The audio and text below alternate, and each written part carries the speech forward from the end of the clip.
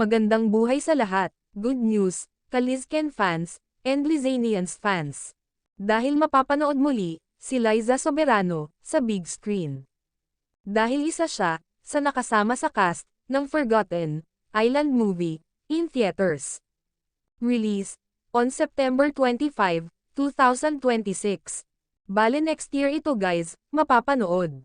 And take note guys, makakasama, ni Liza Soberano, ang bigating actress, na si Lea Salonga.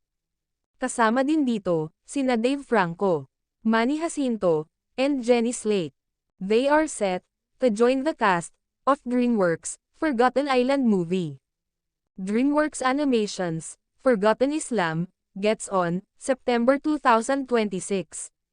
Release slot, from Universal. Bonggacious, at talagang nanggugulat. Tahimik lang, si Liza Soberano. Pero dami na palang nakalinya, na proyekto nito. Ang babaeng napaka-hardworking, at very talented. Di sumusuko, sa hamon ng buhay. Pinili nito, kung saan siya masaya, at komportable. Dinagsa ng komento, ang nasabing post, ng mga fans.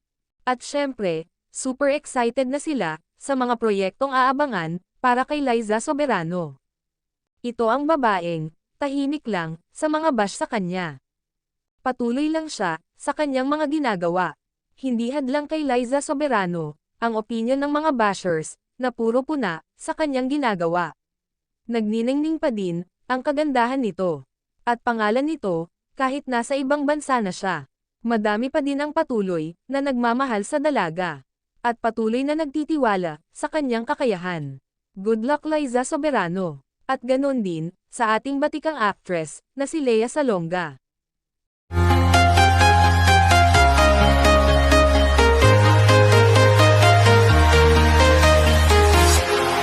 Walking alone, the streets are empty.